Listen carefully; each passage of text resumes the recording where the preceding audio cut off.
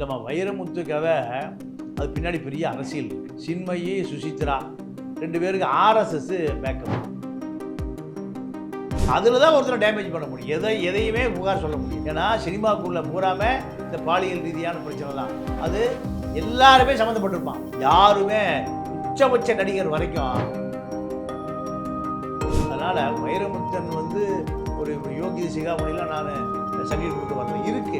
ஆனால் இந்த புகாருக்கு பின்னணியில் ஒரு பெரிய அரசியல் இருக்குங்கிறத நம்முடைய பகுத்தறிவு படுது. சினிமா துறையை பொறுத்தவரை பெண்கள் நட்சத்திரமாக ஆகணும்னா நீங்கள் பல தவறுகளுக்கு உடன்படணும்.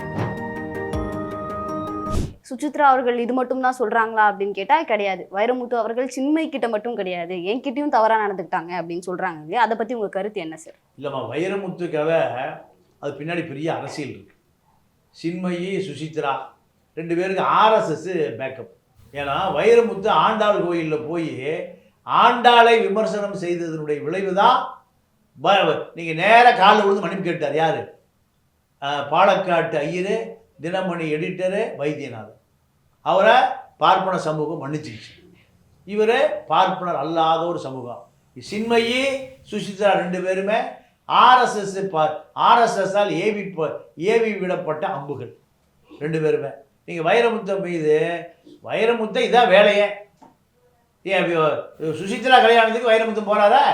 ஏன் அன்னைக்கு தெரியலையே சுசித்ராவுக்கு? சுசித்ரா, சின்மயி 2 பேருமே ட்விட்டரில் ஒருவர் எதிர்கருத்தை தெரிவித்த காரணத்தினால 2 அரசு ஊழியர்கள் திருப்பூரில் சஸ்பெண்ட் செய்யப்பட்டிருக்கார். அப்போ அந்த அளவுக்கு அவங்களுக்கு சங்கரமடம் சப்போர்ட்டு.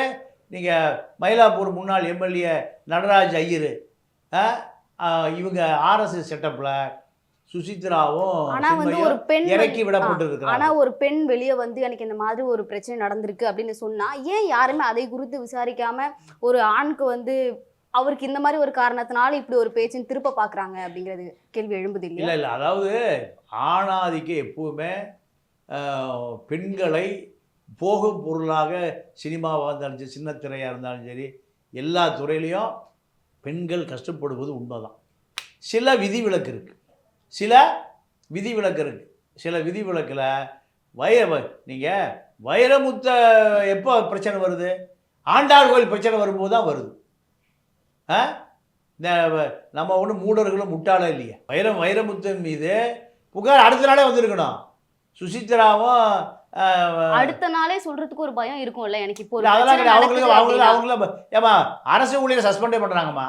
அரசு வேலைக்கோ இல்ல ஒரு கார்ப்பரேட்ல வேலையோ ஒரு கம்பெனி விட்டா இன்னொரு கம்பெனி இருக்கு. ஆனா சினிமால இந்த சினிமா விட்டா வேற சினிமா இல்ல இல்லையா?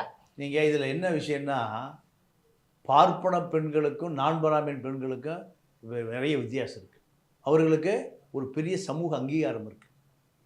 நீங்க இப்போ நிர்மலா சீதாராமனை ஏற்றி கேள்வி கேட்டதுக்காக ஒரு பெரிய தமிழ்நாட்டினுடைய ஓட்டல் அதிபர் கூனி குறுகி காலில் விழுகிறார் பார்த்தீங்களா? இது வேற யாரும் செய்ய முடியாது. ஏன்? நிர்மலா சீதாராமனுக்கு அகில இந்திய அளவில் ஒரு மிகப்பெரிய பார்ப்பன பின்னணி இருக்குது. யாருமே வைரமுத்து அவர்களை எதிர்த்து ஏன் அப்படிங்கிற கேள்வி கேட்கவே மாட்டேங்கிறாங்க. இல்லைம்மா, வைரமுத்து மீது சொல்கிற புகார் காலந்தாழ்த்தி அரசியல் காழ்ப்புணர்ச்சியால் சொல்லப்படுகிற புகார் எல்லாத்துக்கும் தெரியும். வைரமுத்து காதல் மனைவி பொன்மணி வைரமுத்து விட்டுட்டு போய் வேற வேலைச்சேரியில் வேறொரு பொண்ணோட குடும்பம் நடத்துறாங்கிறது எல்லாத்துக்கும் தெரியும். அதெல்லாம் வைரமுத்துக்கு யோகிதான் சொல்றேன். அப்படி பண்ணக்கூடியவர் இதை பண்ணிருக்க மாட்டாருன்னு எப்படி சொல்லலாம்? இல்ல, அதாவது இது எப்ப நீ சொல்லி இருக்கணும்? அரசியல் பழி வாங்கறக்கா சொல்றீங்க? இல்ல, வைரமா ஒரு 20 வயசுல ஒரு பொண்ணுக்கு இருக்கக்கூடிய ஒரு மனநிலை 30 வயசுல இருக்காது. மெச்சூரிட்டி வரும். மெச்சூரிட்டி வரும்போது தானே ஒரு விஷயத்தை வெளியே சொல்ல முடியும். இல்ல, இது அப்படி இல்லை. இதுல அரசியல் 100% அரசியல் இருக்கு. ஆர்எஸ்எஸ் அரசியல் இருக்கு. நீங்க சுப்ரீம் கோர்ட் உச்ச நீதிமன்ற நீதிபதி சகாய் அவரு பிஜேபி அரசுக்கு எதிராக இருப்பார் என்ற காரணத்தினால வீட்டு வேலைக்காரியே புகார் கொடுக்குறான். என்ன பாலியல் ரீதியாக என்ன தொந்தரவு பண்ணிட்டாருன்னு. யார் மேலே? Supreme court chief judge. இப்போ அவர் எம்பியாக இருக்கார், பிஜேபியில் சென்டர். அதனால் எல்லா அரசியலையும் நீங்கள் ஒரே மாதிரி பார்க்கக்கூடாது.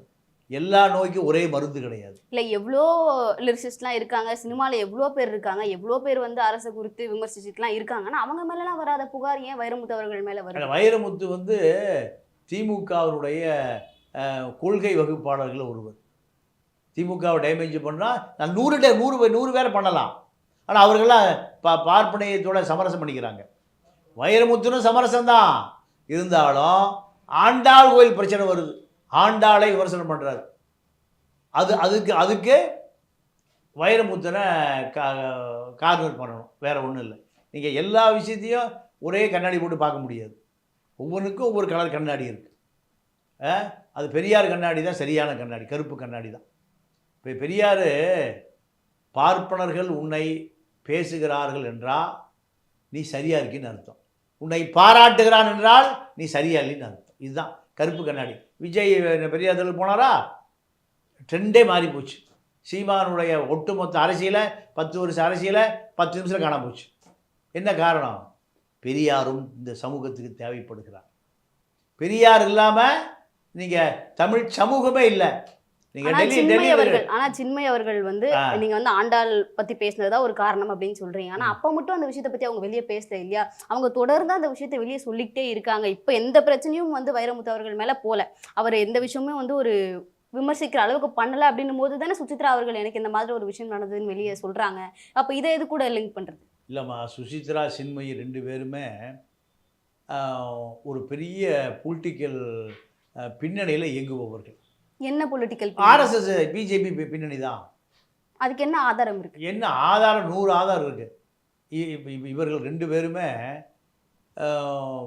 பிஜேபி கருத்தை முழுமையாக சொல்லுகிறவர்கள், RSSனுடைய சனாதனத்தை கடைபிடிப்பவர்கள். நான் தான் முதலே சொல்லிட்டேனே, நீங்கள் அந்த அம்மா ஒரு ட்வீட் போடுது, திருப்பூர் இருக்கக்கூடிய ஒரு அரசு ஊழியர் கெஜெட்டட் அதிகாரி திருப்பி ஒரு ட்வீட் போடுறார், அவ்வளோதான். அதுக்காக அவர் பணி நீக்கம் செய்யப்பட்டு கைது செய்யப்படுகிறார். நீங்கள் ஒன்று போடுங்க, அப்படி நீங்கள் போட்டாலும் நடக்குமா? அப்போ இவர்களுக்கு மிகப்பெரிய அதிகார மையம் பின்னணியில் இருக்கு. அதனால அதிகார பின்னணி இருக்கு அப்படின்னா இது வைரமுத்து அவர்களை வேற எதனா பண்ணலாம் இல்லையா? எதனால பாலியல் குற்றச்சாட்டு வைக்கணும்? அதுல தான் ஒருத்தர் டேமேஜ் பண்ண முடியும். எதையுமே புகார் சொல்ல முடியாது. ஏன்னா சினிமாக்குள்ள பூராமே இந்த பாலியல் ரீதியான பிரச்சனை தான். அது எல்லாருமே சம்மந்தப்பட்டிருப்பான். யாருமே உச்சபட்ச நடிகர் வரைக்கும் அவர்கள் மீது ஒரு வண்டி புகார் எல்லார் மேலேயும் இருக்கு. நீங்கள் கேரளாவிலேயாவது கம்யூனிஸ்ட் கவர்மெண்ட்டில் எஃப்ஐஆர் போட்டு ஒரு 3-4 பேருக்கு 17 வழக்கை பதிவு செஞ்சுருக்கான். ஒரு 3-4 பேர் மேலே, முகேஷ், திலீப் மேலெல்லாம் எஃப்ஐஆர் போட்டு முன்ஜாமீனில் இருக்கான். தமிழ்நாட்டில் அப்படி போட சொல்லுங்களேன் பார்ப்போம். அத்தனை பேர் புழலில் தான் இருப்பான். புழலில் தான் ஷூட்டிங் நடத்தணும். புழலுக்கு போயிடுவோம். அத்தனை பேர் மேலேயும் புகார் இருக்குது. ஏன்னா இதை பொதுவெளியில் சொல்லக்கூடிய பெண்கள் சினிமா துறையில் இருக்க முடியாது. சினிமா துறையை விட்டு வெளியேற நினைத்தால் புகார் சொல்லலாம். பல நெருப்பு இல்லாம புகையாது அப்படின்னு சொல்லுவாங்க. அவர் வந்து எந்த ஒரு தப்புமே பண்ணாம இத்தனை பெண்கள் வெளியே வந்து பேசுவாங்களா? யாரு? இப்போ வைரமுத்து அவர்கள் எதுவுமே பண்ணல அப்படின்னு நீங்க சொல்றீங்க. அப்படி இருக்கு பண்ணலன்னு சொல்ல, நான் அவருக்கு வக்காலத்துல வாங்கல. அவர் மீது நிறைய புகார் இருக்கு. புகாருக்கு உரியவர் தான் அவர். தான் முதலே சொல்றேன், காதல் மனைவி பொன்மணி வைரமுத்து விட்டுட்டு போய் வேலைச்சேரில் யாரோடய குடும்பம் நடத்திட்டு தான் இருக்கார். அதனால அவர் யோகியெல்லாம் சொல்ல வரல. திமுகவோட யோகியர்கள்லாம் இருக்கவே முடியாது. 2 பொண்டாட்டி இருந்தால் தான் திமுகவில் உறுப்பினர் கடை வாங்க முடியும். மனைவி, துணைவி, அப்படி சின்ன வீடு, பெரிய வீடு, எழுத்து வீடு, இப்படிலாம் நிறைய இருக்கணும். அதான் அந்த அண்ணாவே அதான் சொல்லுவார், நான் முற்றும் துறந்த முடிவனும் அல்ல, அவள் படிதாண்டா பத்தினியும் அல்ல. பானுமதி சொல்லுவார், நான் வந்தால் நானாக போக மாட்டேன், வந்தால் விட மாட்டேன். இதான் இவருடைய கொள்கை. ரோமாபுரி ராணிகள், இதுதான் அவங்களுடைய கதை. அதனால் திமுகவுக்கு இது ஒரு பெரிய விஷயமே இல்லை. திமுக இதில் ஊறி திளைத்த கட்சி. ஒரு கடைசியில் வட்டச் செயலாளர் இருந்தால் கூட 2 பேர் வச்சுருப்பான். இல்லைன்னா கட்சியில் இருக்க முடியாது.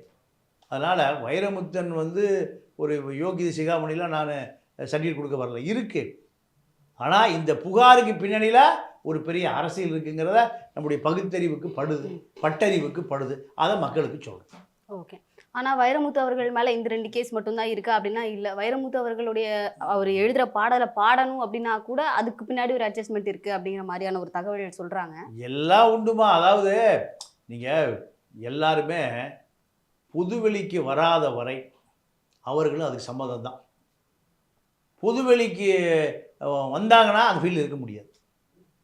நான் பல விஷயங்கள் தெரியும், அதெல்லாம் நீங்கள் பேச முடியாது. என்ன காரணம் கேட்டிங்கன்னா, இப்போ பெண் சினிமா துறையை பொறுத்தவரை குஷ்பு சொல்கிறது போல் தமிழ்நாட்டில் தமிழச்சிகளுக்கு கற்பனை ஒரு விஷயம் பார்க்கக்கூடாது. 50 கேஸ் பதிவாச்சு. அப்புறம் 50 கேஸு பாலகிருஷ்ணன் ஒரு சுப்ரீம் கோர்ட் ஜட்ஜ் இருந்தார், குவாஷ் பண்ணி கொடுத்துட்டார். அதுக்கு பின்னாடியில் ஒரு அரசியல் இருக்குது. அப்போ இப்படி தான் சினிமா துறையை பொறுத்தவரை பெண்கள் நட்சத்திரமாக ஆகணும்னா நீங்கள் பல தவறுகளுக்கு உடன்படணும்.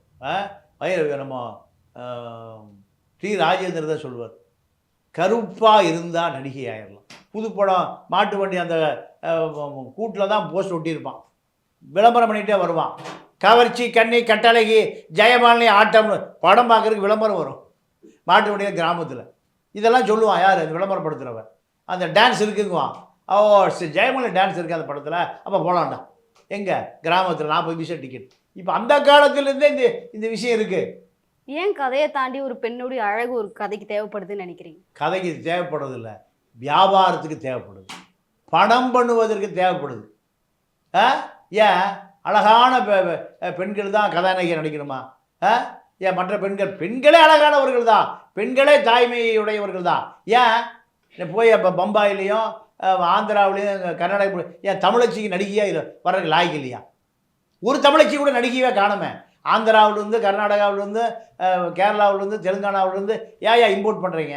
அப்போ இவர்கள் ஒரு வியாபாரிகள், அதாவது தசை வியாபாரிகள். இதுக்கு மேலே திரைப்படத்துறையை அப்படித்தான் இருக்குது. ஏன் நல்ல படம்லாம் வருது. இப்போ நம்ம ரஞ்சித்து, மாரி செல்வராஜ், இவங்கெல்லாம் வந்து இப்போ நல்ல படமெல்லாம் அங்கே கொடுக்குறாங்க. ஆனால் இதுக்கு முன்பு என்ன, பாலச்சந்திர காலத்துலலாம் கண்டிப்பாக ஜெயமாலினி டான்ஸ் இருக்கும். ஒரு காலத்தில் அப்படி இருந்துச்சு. இப்போ சினிமா எவால்வ் ஆயிருக்கு, எல்லாருமே படிக்க ஆரம்பிச்சிட்டாங்க. இப்போ இருக்கக்கூடிய பெண்கள் எல்லாருமே இண்டிபெண்ட்டாக இருக்க ஆரம்பிச்சிட்டாங்க. அப்படின்னும் பொழுதுமே சினிமா துறை இப்படி தான் இருக்கா, மாறலையா? இல்லை, மாறலை. ஏன்னா இது ஒரு ஆணாதிக்க சமூகத்தினுடைய ஒரு உச்ச அதிகார பீடம்.